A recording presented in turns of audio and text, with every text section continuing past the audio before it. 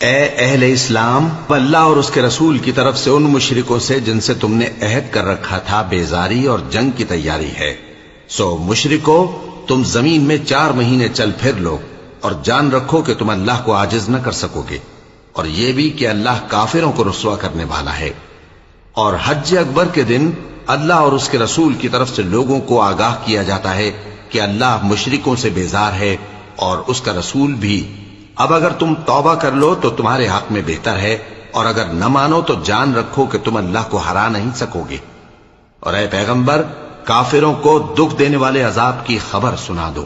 البتہ جن مشرکوں کے ساتھ تم نے عہد کیا ہو اور انہوں نے تمہارا کسی طرح کا قصور نہ کیا ہو اور نہ تمہارے مقابلے میں کسی کی مدد کی ہو، تو جس مدت تک ان کے ساتھ عہد کیا ہو اسے پورا کرو، کہ اللہ پرہیزگاروں کو دوست رکھتا ہے۔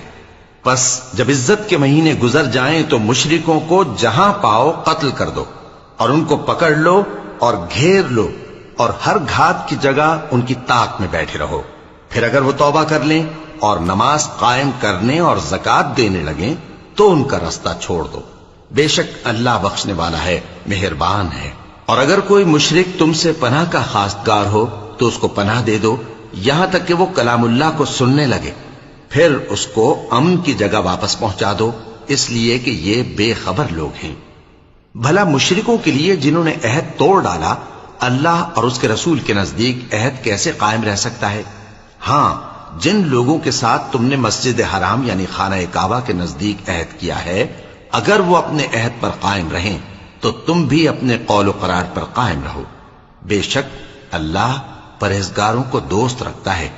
بھلا ان سے عہد کیوں کر پورا کیا جائے جب ان کا یہ حال ہے کہ اگر تم پر غلبہ پا لیں تو نہ قرابت کا لحاظ کریں نہ عہد کا۔ یہ منہ سے تو تمہیں خوش کر دیتی ہیں، لیکن ان کے دل ان باتوں کو قبول نہیں کرتے، اور ان میں اکثر نافرمان ہیں۔ یہ اللہ کی آیتوں کے عوض تھوڑا سا فائدہ حاصل کرتے اور لوگوں کو اللہ کے رستے سے روکتے ہیں۔ کچھ شک نہیں کہ جو کام یہ کرتے ہیں برے ہیں۔ یہ لوگ کسی مومن کے حق میں نہ تو رشتہ داری کا پاس کرتے ہیں نہ عہد کا، اور یہ حد سے تجاوز کرنے والے ہیں۔ اب اگر یہ توبہ کر لیں اور نماز پڑھنے اور زکوٰۃ دینے لگیں تو دین میں تمہارے بھائی ہیں، اور سمجھنے والے لوگوں کے لیے ہم اپنی آیتیں کھول کھول کر بیان کرتے ہیں۔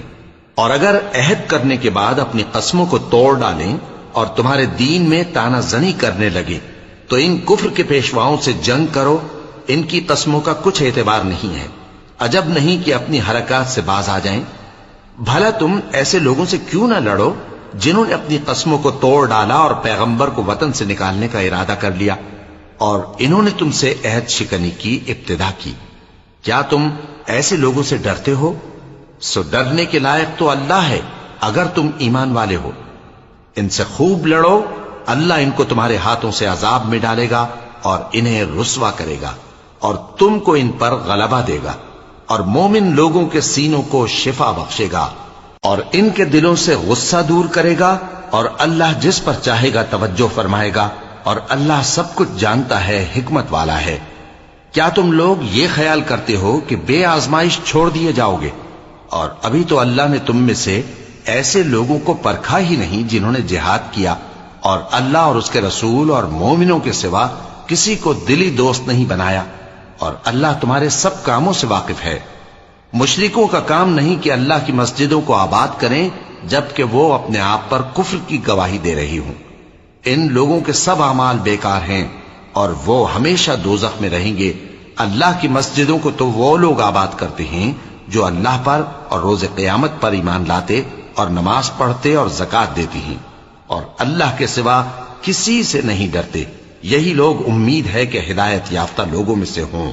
کیا تم نے حاجیوں کو پانی پلانا اور مسجد حرام یعنی خانہ کعبہ کو آباد کرنا اس شخص کے اعمال جیسا خیال کیا ہے جو اللہ اور روز آخر پر ایمان رکھتا ہے اور اللہ کی راہ میں جہاد کرتا ہے؟